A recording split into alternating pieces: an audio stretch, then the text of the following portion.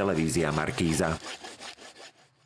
Kuriérmi dnes posielame takmer všetko. Hoci preprava či doručovanie zásielok má jasné pravidlá, nájsť v nich možno skutočne čokoľvek. Doručovatelia sa s nami podelili aj o bizarné zážitky. Nič, povedal proste, že to v poriadečku a potom mi vraví, že kde bol ten balíček, tak mu vravím, že asi na depe v teple, no tam sú živé ryby, tak mu vravím, no už asi živé nebudú. Tak a nakoniec, že to dopadlo v poriadku, takže prežili to aj rybky, no. Toto je len jedna z kuriérskych skúseností. Potvrdzuje, že zasielanie zvierat nie je u nás úplne tabu. Slovenská pošta už doručovala napríklad aj živého škorpióna, ktorého odhalili len náhodou.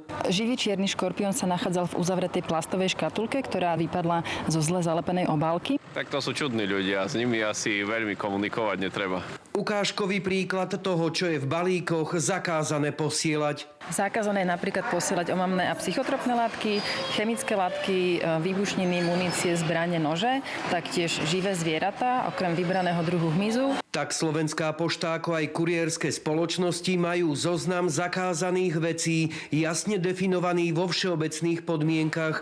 Kuriózne balíky sa však nájdu pomerne často. Medzi takými neštandardnými sme napríklad doručovali pneumatiky s diskami, miešačku s furíkom, ozdobený vianočný stromček so sklenenými gulami, taktiež dažďovky, pijavice alebo mŕtve telička vtákov, ktoré boli určené ako potrava pre hady. Áno, posielali sme raz sestre madrác, to sme potrebovali poslať a bolo to zložité ho poskladať do jednej krabice. Taký najnetradičnejší, tak vždycky kočiar, ale tak no, to je také dosť. Ako už sa to objednáva cez internet, takže až také netradičné zase nebolo.